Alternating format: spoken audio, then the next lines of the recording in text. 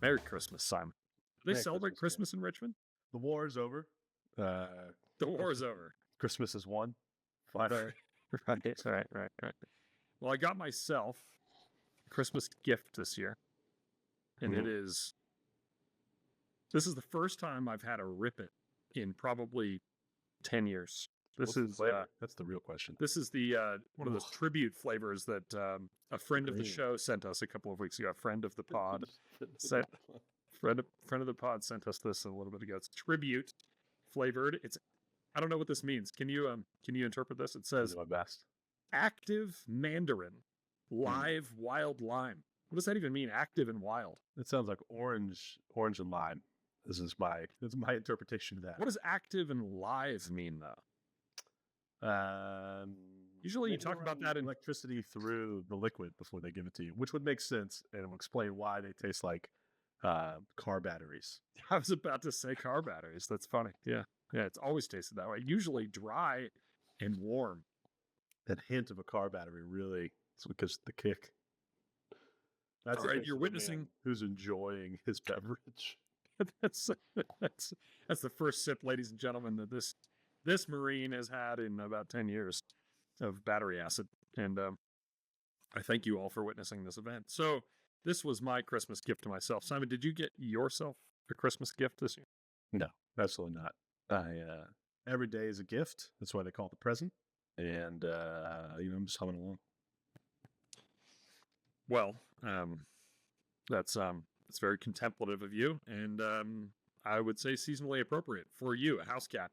Self-avowed house cat. So one more Christmas offering that our company Reveal has dropped for the market, for the consumers, for the defense tech curious, defense tech invested, defense tech passionate. Reveal has for the past many months been working on a project called Battle Lab, and the Battle Lab is an interesting ecosystem of technology vendors, tier 1 operators, active and retired, and technology that are being kind of mixed into the same tactical environment. And it's scenario based. There are runs through these lanes. There's a metric scoring system. It's kind of high tempo. It's exploratory and experimental, and it's a lot of fun. I've actually been involved directly as a member of one of the competing teams. And it's all caught on camera and then packaged together as a highly viewable quasi-reality series being distributed by our partners at Vet TV, Veteran Television. And it's a pretty amazing project that I think is going to yield a lot of value. First off, it's just entertaining. So if you need some Christmas season entertainment and you like to mainline some defense stuff, that might be for you. So go check out Vet TV and the Battle app. If you want to get involved with or have some visibility into some kind of cutting edge technology experimentation amongst tier 1 infantry types and how we're confronting kind of very narrowly defined tactical problems that can be confronted with technology in a force on force format, I mean, this might be for you. It's a pretty cool forum. And then I would say also that anybody who wants to get involved, preferably technology vendors who have stuff they want to experiment with in a very much live environment, with opportunities for feedback and integration into tactically relevant ecosystems, this also might be for you. So check it out. That's Battle Lab, being distributed by our partners at Veteran Television, Vet TV. Season 1, I think, is dropping this week, or did drop this week, and a second season has already been taped and is in post right now and will drop in 2026. And we're investing in future seasons of the Battle Lab. Really, it's about experimentation and getting ahead of the cutting edge so that we can be meaningful, good citizens in this ecosystem. So, Simon, when are you gonna don the kit and get out into the Battle Lab? Yeah, no, I don't. That's not you. No, if you need me to pick up something heavy, I can do it 1 to 5 times, and that's it. That's where my physical activity tops out. But I do think it's interesting. It's timely when you think about all the recent press brouhaha around whether or not defense tech works. right? We're having a lot of these conversations in the news, and I swear we didn't time Battle Lab to release around that. This is a labor of love that's been going on for some time behind the scenes. But there's a real growing, I think, credibility gap around all of the new entrants into the defense tech space and whether or not their stuff works in real world conditions. So there's a huge, I think, gap for folks to be driving towards as far as test hard. Don't just run, a simulation on your own space in a vacuum where conditions are maybe not ideal, but they're controlled. Let's Right. let's get weird. Let's find the friction. Well, before we get into more of that and comments that came out of the Reagan National Defense Forum, which happened last week, and which is kind of rippling out into the ecosystem, let's first talk about the other end of the spectrum, and it's using exquisite, very expensive, conventional military capabilities to confront what we understand to be a counter narcotics problem in the South Caribbean. So the administration, and specifically Secretary Hegseth, are coming under scrutiny for their prosecution of a stated counter-narcotics operation in the Southern Caribbean, where the administration is directing military assets to interdict and destroy or eliminate drug smuggling vessels, and potentially other capabilities that are adjacent to those, stemming from Venezuela. It's very much connected to this Venezuela kind of problem set. If I can make a quick comment on what I think the administration's intentions are, and then hand it off to you, Simon, for maybe some discussion about the effects or the perceived effects of this policy. I believe that the administration, this is drawing from their statements, is attempting to demonstrate material impact and action to confront both a narcotics problem emanating from south of the United States, but also to confront immigration flows that come through the Caribbean and, again, south of the border. Now, those are the stated intended impacts of these policies. In other words, let's stem the flow of both, primarily counter-narcotic or narcotics flows in the case of these Caribbean interdictions. What's this effect, Simon? What are the observations, political and otherwise? Well, I mean, the politics of it are charged, to say the least, at this moment. Are they? Because there's plenty to talk about there. Although I'm not sure it's all super productive. I think the most salient conversation for military types, right, is going to be, is there a declaration? Like, what is the War Powers Act implications of the work that we're doing down there? Sure. Generally speaking, when we talk about the strikes that we've done historically in the Middle East, have always fallen under the GWAT, right? And so we did. Congress passed a resolution in 2001 to hunt down terrorists wherever they may be. So that's generally what administrations point to. They point to that 2001 War Powers Resolution as their justification for use of force. I think you're still going to see conversations around that. I saw today where Congressman Zinke from Montana was talking about how if the Trump administration wants to go physically into Venezuela, they need to present a case to Congress. I think that's probably going to be the consensus opinion for anything that, if it were to escalate to boots on the ground, there needs to be something new, that old terrorism justification is not going to extend beyond these kind of targeted strikes. But without going any further down that political branch, I'm really more interested in, this may seem banal, but the specifics of how they're conducting these strikes. I think we've seen 19, 20 strikes so far. The estimates I've seen are somewhere in the 75 person range for the number of combatants that have been killed. And the reporting I've seen has been all MQ-9s, some supporting F-35s, at least one AC-130, maybe as many as 8 naval vessels, and maybe one submarine. This is a huge amount of exquisite technology floating around out there to strike speedboats or vessels that we would think of as cutters. So I gotta wonder, what's the cost ratio on striking these guys. I mean, if it's all MQ-9s doing the striking, you got to assume those are Hellfire missiles, and those are in the 100 to 200K range, depending on when they were bought, what kind of stuff is on the missile. But just like the support of having F-35s or even a submarine floating around out there, it puts you in the millions real fast, millions and millions of dollars.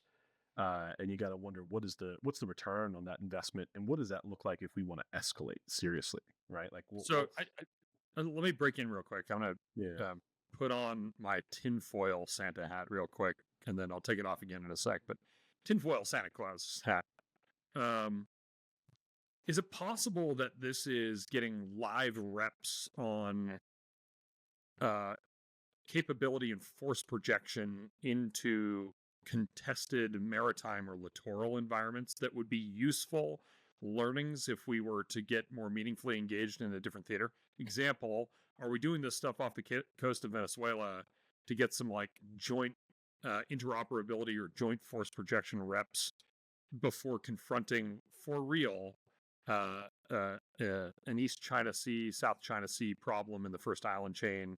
I don't know, out in yet another kind of like contested maritime or littoral domain. What do you think about that? That's tinfoil hat stuff. What do you think? I don't think it's tinfoil hat, and here's why. I think there's a like seismic shift. I'm not alone in this thinking. There's a seismic shift that needs to happen in thinking. Nothing is disconnected anymore. We can no longer like parcel up the world internally as if we're going to fight off the coast of Venezuela or in Venezuela one way, and we're going to fight a different way when we go X or Y. Like, you're going to have the same stuff. I don't have a second set of drones with a second set of weapons and a second set of ships that do different things to go use in China from what I use in Venezuela. And there was this big, the New York Times editorial board, even they have written this massive screed about how America needs to reindustrialize and change the way it fights and like wake up to the reality of modern warfare. And while I think a lot of folks might look at this Venezuela action and say, well, that's, the Trump admin doing something entirely different there from what we're thinking about with great power conflicts with China. But I don't think so. I think that we need to be treating all of these military problems in such a way that we're considering, do I have $40 million to shoot at 3 boats? Yeah. Stuff like this math cannot hold, and we need to break that mindset as soon as possible. And then the National Defense Strategy just came out, and it is full of these same warning bells. Like, now is the time, and if we have these safer spaces, relatively speaking, to exercise that new way of doing business, we need to do it right now. It needs to start right here, right now, before we're in a really hairy situation in the South China Sea. So I'm going to grab onto that innovation thread and pull on it hard in a sec. But before I take my tinfoil Santa hat off, again, I don't think this is too much tinfoil in the hat, but there's some. What do you think about the politics of this being that the bigness, loudness, exquisiteness of it, the visibility of these strikes, the overwhelming force being deployed on, relatively low-tech vessels out in the open ocean? Do you think that's kind of the point? In other words, the administration's trying to make a splash. They want this to be visible because of the politics involved. I think they may or may not, but I don't think they have the optionality. Like, even saying, maybe that's how they want it to look, assumes that they have another way to do it. And I don't think they do. I think all they have at their disposal is a hammer. And so they have to go use the hammer. I actually think that, especially Pete Hegseth, if he had the opportunity to use a bunch of new tech, he probably would, just to make good on his drone dominance promises. I do. I think there's probably a likelihood that the SOCOM commander is going to be like, hey, let's use what's tried and true here. We've got lives at stake. Totally. I was going to say also that, like, sorry to bust in here, but you don't want it. This goes back to your initial kind of starting point of this conversation. It's, the new tech, the new non-traditional contractors, their new tech needs to work, right? It needs to work. And so the administration does not want to go out and attempt and fail to deploy technology in prosecuting this type of an action. And so I could imagine that the tried and true hammer, even if it's an expensive hammer, is going to be the hammer they reach for because they don't want to be seen to fail in doing something that's this high profile. Also, so there was, there's been a lot of news recently, and it's particularly about a program called Lucas, which is a low unit cost attritable system. it's gotten a lot of news because it looks a lot like the Iranian Shaheen drone, right? It's Oh, got sure. that same profile. Mhm. To me, that seems like a perfect candidate for this type of work. The question becomes: is that more cost effective than a Reaper? I don't know.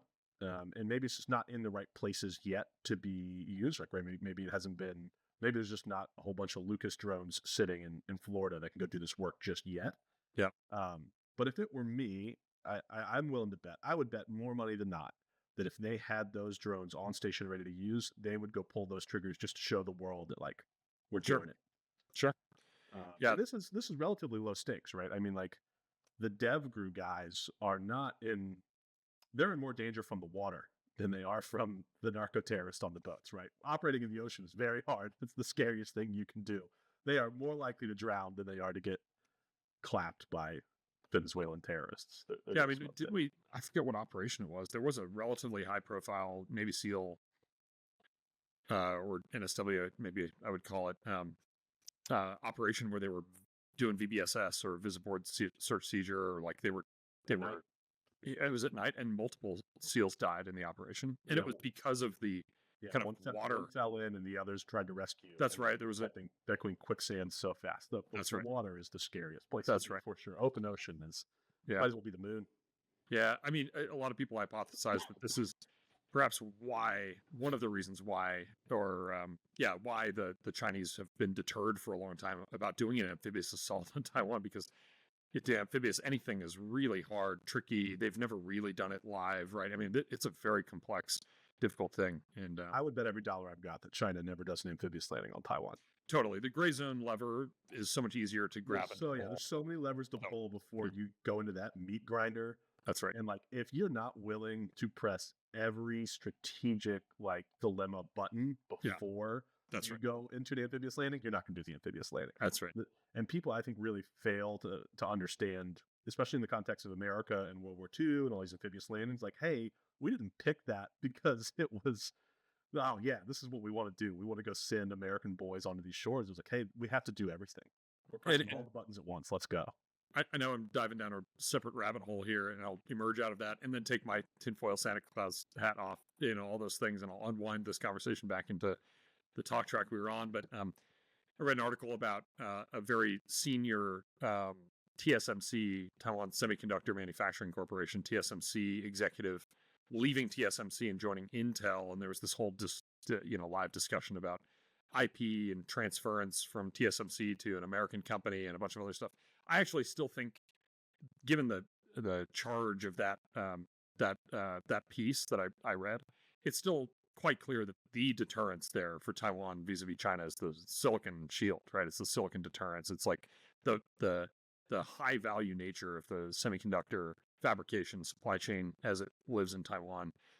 The risk. The unfortunate news there, then, right, is that the admin recently lifted some of those restrictions on NVIDIA products specifically.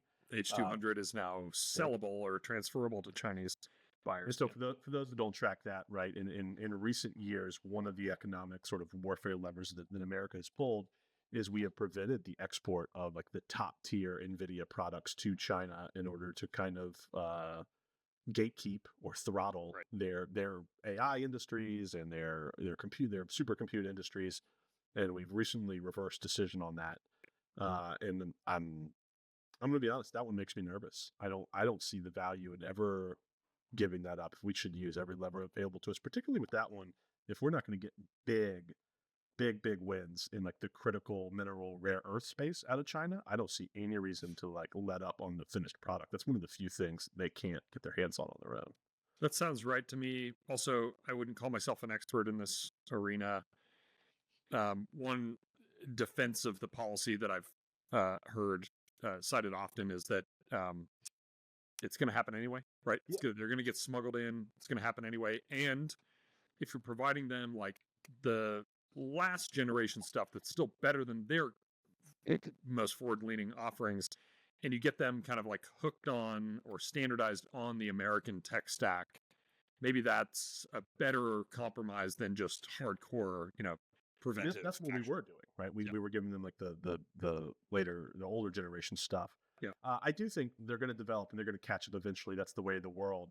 but like make them do it. Make them go Indigenize. steal the IP. Don't just give it to them. Like force them to expend their resources Sure. in the most difficult way possible. Sure. Or they could pay us a lot of money, or pay American companies a lot of money for the privilege of using American technology. I don't know. I think there's endless commentary on this topic. So let's unwind back to the Venezuela topic. I think your points about experimenting with non-traditional tech there is useful, but I don't think it was the ready, steady option for force projection there.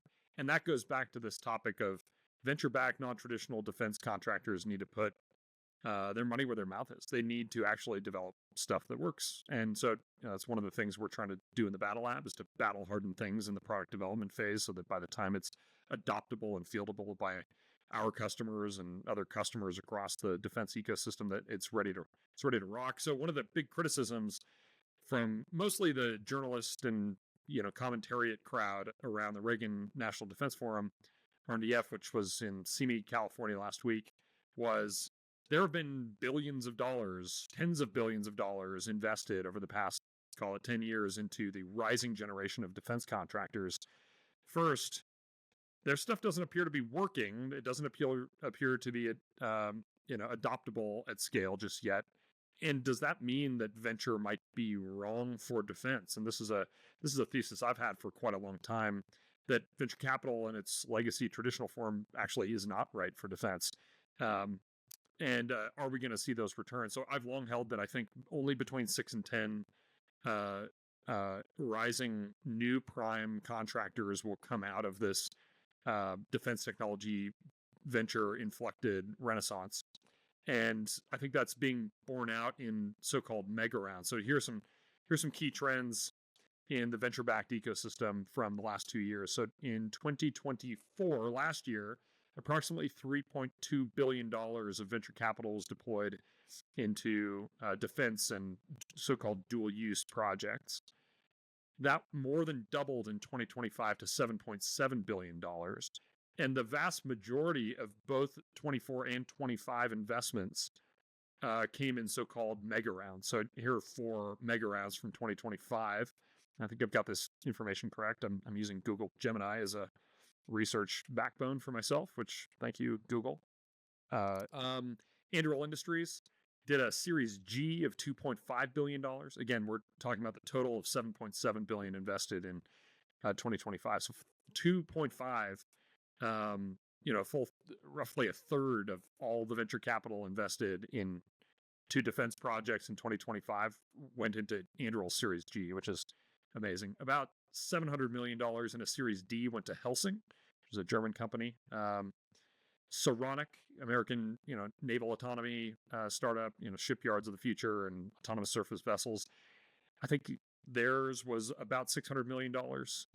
And Chaos Industries relatively recently announced a $500 million Series D. So, I mean, we're talking like roughly half, maybe a little bit more than half, came in so-called mega rounds of venture capital. But this is still a hot and frothy market. And these are all relatively traditional venture investors getting involved here. I think eventually we're going to see this transition to more patient and less venture-like investments in the form of private equity getting engaged over a long time horizon. We saw that with Palantir. That's a success story, obviously. We're seeing it, I think, with more patient capital being involved with Anduril Industries and others. So I think that's the trend line. But still, we've got to see from the industry meaningful technology deployments of stuff that actually works, which we're not seeing at scale.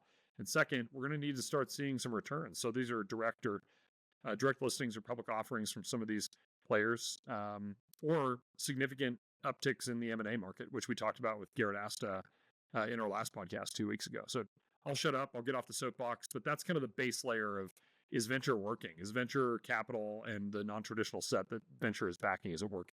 My first big question is frothy a technical term in the ventures? I'm not a venture guy.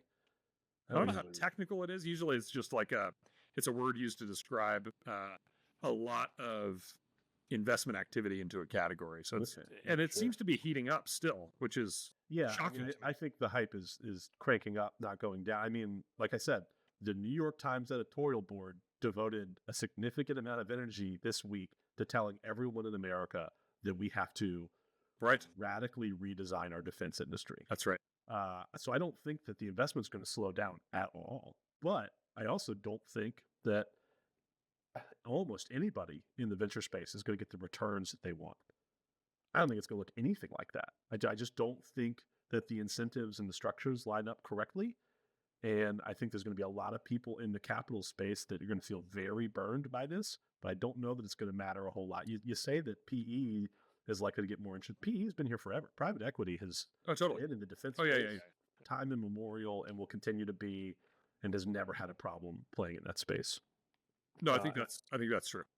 And I mean, candidly, the number of like former defense luminaries that I see going to venture capital firms, and I don't understand why. First of all, because none of them have any concept of investing or building companies or anything like that. It just seems like a like freaking hungry hippos of how many generals can I snatch up from my Oh, VC please, firm. please say some names. Do you want to drop some names here? Who are you thinking about? There'll be no names, but you can just pick any general you want. And 9 times out of 10, I'll be like, oh, that guy knows nothing about this. And that's not even, I'm not saying anything groundbreaking here. This isn't anything that every staff sergeant in the country hasn't also said when he watches his general retire and go like pick up a huge paycheck while he has to go work at a motor T pool somewhere in the private industry. But I think what's more interesting is the ones that go to private equity firms. And I have been seeing more of that recently. Some fairly big names coming out of former admin officials that go to private equity firms. That's a much more interesting move to me because I think that those private equity firms have a lot more institutional muscle to take somebody who maybe doesn't have the same depth of background and turn them into like a really serious weapon. So that's what I've been watching. I will name a name there, someone that I don't know at all, but Nate Fick, famously of Generation Kill and Sure. big in the cyber startup space. He just went to Cerberus. Mm-hmm. And I see something like that. I'm like, man, that's a serious operator in Nate Fick and a huge pickup for Cerberus, who already does a ton of work in the defense space. And, they have a great track record. So for me, I think the venture folks are going to get burned really heavily on this. And I think the PE folks are going to come in behind them and snatch up their pennies on the dollar and make a mint. That's the natural, that actually is part of the calculus and the expectation for venture investors into any category, that most of their investments are going to go to zero and that a very, very small minority of their investments go big, right? So this is the so-called power law. That roughly I think the number, I might have these numbers wrong. I'm not a VC, but I think roughly 6% of a VC, like on the average, a successful VC's investment, roughly 6% of them make up 60% of the fund's returns, and that they expect most of the rest to go to zero, and they pick up other kind of, bits and drabs downstream as private equity and other M&A kind of outcomes or off-ramps gobble up, the lower performers. The big ones go on for like massive M&A exits or direct listings or public offerings. So I think that is baked into the calculus around defense, that most of these projects are going to die. That being said, like every investor that I know in the defense tech space loves to chest beat that they got a little bit of money into Anduril. Why? Because Anduril seems kind of like it's too big to fail at this point, right? It's like, it's so politically connected. They have so much money. There's so much celebrity and hype. There's so much of the venture ecosystem, backing them and rooting for them and probably lobbying on their behalf to, continue to expand TAM and opportunities and everything else. So I would expect that, Anduril was one of those big success stories. And I would guess that there are between 5 and 9 more. And I don't think there will be more than that out of this generation of serious, multi-decade, multi-generational even defense legacy or defense prime contractors to displace or pair up with the legacies in the new configuration. But it's happening. Yeah, I think 10 is a stretch, and I know that AV just posted its earnings, and I think its revenues up like 150%. AV is not a startup. Just for the listener audience out there, they were they just founded in absorbed Blue Hand. founded in the 1970s, but they are one of those shops that is absorbing or buying up And that's the story that I wanted to tell here, is that I'd be interested to see how people contextualize success and failure, when I think the big winners are probably going to be folks that look a lot like AV, that are able to absorb a whole bunch of IP very quickly and scale it in a way that other companies could not, because they just don't have the chops necessarily on the business side, the chops, the discipline. So I think a lot of your success stories are not going to look like Andrew. They're going to look like AV. Yeah, I think that's true. And what that could mean is that the legacy prime contractor set, the defense primes, especially those with well-developed M&A structures and corporate development structures and everything else, they will be the beneficiaries of a lot of the failed venture projects that still yield good IP, good teams, good contracts, good tech. So I would expect that the legacy prime contractors actually don't go anywhere. They simply expand and gobble up. They're going to be big winners, I think, even in the end of all this. We're in a weird period where, their cachet is kind of, or their stars on the, decline or in retrograde or whatever the astrology term is. But that's not going to be forever. These are look at the drone industry, right? If you're trying to compete in this drone dominant space and you're trying to get 10, 20,000 orders worth of drones from the DoD, maybe you've got a factory, maybe you've got the workforce too, but you've never produced at this scale month after month after month, and you've never stressed your suppliers month after month after month to stay on. You know who can come in and make sure you get all your supplies? Lockheed, AV. Lockheed can turn General Atomics can turn you into a very efficient wing of their organization really quickly. I wouldn't be surprised if you see a lot of that once some of these drone contracts start going out for mass quantities. I bet you see a lot more M&A in that space. The folks are like, okay, cool, that's the winner. I'm going to go buy them so that I can use what I have best, which is a supply chain, a workforce, the know-how, and just continue to win. So to pull on the thread that we started pulling on with Garrett Asta from Houlihan Lokey 2 weeks ago, and that we started this conversation with, the outcomes, even for projects that aren't grand slams or home runs, that looks like M&A. We need to see that piece of the market heating up so that there are off-ramps for the lower performing post-Series A, post-Series B defense venture plays that are not going big time, right? We need to start seeing that. And I think we will. I'm actually kind of surprised that we haven't seen more of that. But we'll see. I think time will tell. So younger players, the kind of the category that I just mentioned, usually are still in the market and surviving on largely RDT&E, non-recurring engineering services revenue on flexible contract vehicles issued by the military services. Lots of those are SBIRs. We are still waiting on SBIR reauthorization. Simon, what gives? I think there's a real lack of incentive to get it done right now. So you're going to see the NDAA, the big yearly defense policy bill. They've conferenced it. The House and the Senate have produced their conference bill, their one beautiful bill. That's going to get voted on in the House today, and then it will go over to the Senate. It does not include SBIR reauthorization. So I think in the absence of the defense bill, there isn't a big vehicle that would be the likely home for SBIR reauthorization, which means it's going to have to get its own special floor time, which is a huge pain. It's a very difficult thing to get, particularly in the current environment where nominations tend to eat up most of the floor time. And what another aspect of a lack of incentives there is the SBIR money doesn't actually go away when the SBIR reauthorization lapses, right? So the way the SBIR program works is that each service is required to give up a certain percentage of its RDT&E budget for SBIR vehicles. So if you are sitting around, with a program manager or a primary investigator, or whatever it is, who wanted to spend $4 million in SBIR funding on you to do X, Y, or Z, they're not prevented from, they still have that money. The money still exists. It's still with their service. They still have access to it. They just have to do a different vehicle. They just can't do a SBIR vehicle because SBIRs have lapsed. There's no authorization to do SBIR vehicles. It changes some of the rules surrounding, obviously, using a different type of vehicle like an OTA or a CSO or whatever might have you, is going to look different from a SBIR solicitation, but the money's still there. So these companies can still be in the fight, so to speak. They just have to structure it a little bit differently. I don't think we're going to see a SBIR reauthorization bill move through Congress until the leadership gets involved. By leadership, I mean soon. I mean, Speaker Johnson. Sure. Those folks are going to have to ultimately like reach down and say, okay, you get this, you get that. The hard lines from what I've seen, are that Senator Ernst is unwilling to accept anything less than killing the SBIR mills. Companies that survive on just constantly refreshing at the SBIR spigot. And Senator Markey is not interested in that. So they're not going to get. There's no opportunity for there to be what we call unanimous consent.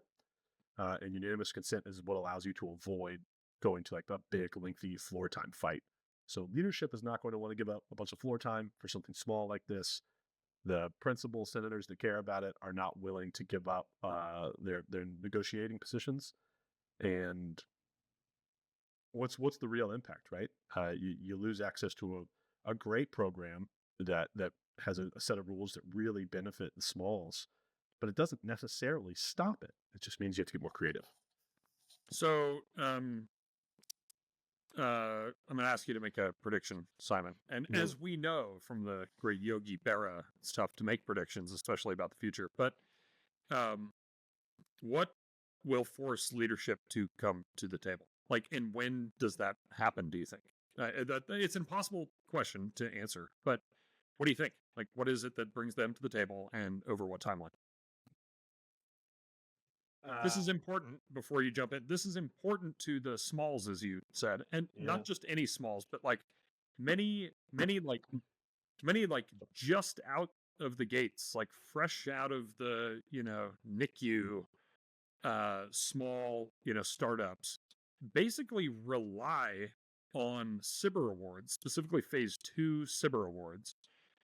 In the $750,000 to $500,000 range. They rely on those to get over the first hurdle in the venture capital kind of fundraising pathway, and that is like seed or Series A funding, because it's a vote from at least some element of government that there's something interesting there, right? And it's non-dilutive in the sense that it's R&D money that contributes to product development, but isn't dilutive to a capitalization table and all that stuff. So like this is a very important question for venture investors who are looking at early projects, who think that SBIRs are going to be one of the qualifiers that they're going to make an investment or not make an investment based on an assessment there. And then second, it's very important for the operators themselves who want to get that kind of contract mechanism in place to support their product development and get connectivity with the customer. So this is pretty critical stuff for young companies. The best motivator is public outcry. So that requires like a critical mass. I'll tell you why that's not going to happen. I'm sorry to jump in immediately and like smash that, but like think about who the real empowered players are with a voice on Capitol Hill for defense technology. It's Anduril, it's big venture, and they don't care. They don't care. You're misunderstanding what matters to members. Full stop. If every small business that depends on a SBIR got together and wrote to their senator and went to their senator, they would all get an audience. Everyone would get an audience in their own state, in their own district. Okay. That is what the public outcry needs to look like. Okay. That's like the most powerful solution. It's actually a challenge of organization and not a challenge of you're too small to play. Like you just have to band together appropriately. So thus far, the lack of SBIR reauthorization has just felt like yet another, are we going to have a CR, or like, is the gov shutdown happening? Or, I think everybody's expecting this thing resolved. But just to maybe put my stake in the ground around the timing component of my question, I don't think this happens before the midterms. No, before the midterms. That one's hard to say. Because it really only takes a couple of senators to get together. I mean, a couple, literally 2 or 3, to go to Thune and say, hey, we need this for X or Y. It's just no one has made it a priority yet. Okay. It's very simple, particularly for a Republican senator, to say, hey, I'm not going to vote to approve nominations until you fix this problem for me. Sure. And if a Republican defects on nominations, it screws up the whole thing. Yeah. So there's levers for members to care. It's just none of them have been properly incentivized. And the best incentive for a member to care is outreach from constituents. Okay, well, But nobody's playing hardball on this. Like, there's no senators going to the White House to talk to Trump about SBIR reauthorization. no. And so if there are companies that are really fired up about how Congress isn't acting on it, how loud is the outcry going to Congress? But that's what I'm talking about. Like, I don't think there's a big enough player that is adequately incentivized to go out and beat that drum. But you need lots of smalls. You need lots of smalls, and so there's a coordination problem there, right? Yeah. There's a coordination problem. If you got a big player on board, like they're not going to do it, but like let's say Boeing got it in their head that the SBIR program is a good one for Boeing, which it's not. At least I don't think it is. If they went and like played this card, I bet you get near immediate action. But because it's a distributed coordination problem amongst tons of small non-traditional players, I got to believe that I think the only truly empowered folks who could get involved would be the deep-pocketed venture capital players who want to make early investments into companies that rely on SBIRs as a thing, right? I don't know. I can't think of another. I'm surprised that the VC firms have not made more noise about this, but they also don't seem to be equipped to like effectively talk to the Hill. I think most of them don't even know what they're talking about. I think most of them just don't know. Sure. And I've got sometimes a quite dim view on the average venture capitalist who is defense curious or defense engaged or whatever. But again, I think that's a coordination problem. So we shall see. Okay, that's SBIR Reauth. It sounds like it's not happening immediately. It's probably not happening before the new year. Definitely not but it's calendar year. Do you think it even put a timeline on it? Do you think it stretches all the way to the actual midterms, or does it get resolved sometime between? Very certainly could. So between January and August, You get a whole year. Okay. What else? It's kind of been on the congressional front. We're going to see the NDAA move and probably become law before the end of this month. That's the big policy bill. The top line, it looks like, is going to be right at $900 billion. That's not real money. That's authorized money, but it still sets a marker as we, continue our slow march to 1 trillion. And without, let's say that there is no Defense Appropriations Act. There's no like actual piece of like money legislation. The continuing if last year was a pattern that we can rely on for future, let's say it goes into full year CR, which it might, who knows, then the department will likely look at the NDAA as how to spend that continuing resolution money, right? Yep. So there's still opportunity, maneuver space for folks who were hoping for or relying on congressional appropriations, off year, off cycle, off palm cycle appropriations to get interesting things done, but it's still a constricted or constrained environment. Yeah, I think if we go into another full year CR, you'll see, a handful of adjustments to make the top line fit with the NDAA top line. But you're right, most of the direction will come from the authorizing bill. Yep. Okay. Well, we will expect to see an NDAA under the tree this year at Christmas or shortly thereafter. I'm enjoying this Rip It more than I thought I was going to enjoy it. Interesting. I don't know what this live wild lime or active mandarin actually means. It's orange lime. It's pretty good though. Yeah, I'm surprised. Also, there's a thing on it that says $1.49 on the rim right here. It's a steal, the bargain. Not sure that's what it cost. I'm gonna have to ask the friend of the pod who sent it to us. But all right, for everybody out there, this has been a rousing duo of Simon and Garrett on the Goat Rodeo podcast. This is the last podcast that will drop before the new year. So wishing everybody a happy holiday season and happy hunting, and enjoy yourselves. Enjoy time with your family. Simon, I will see you next year. Adios.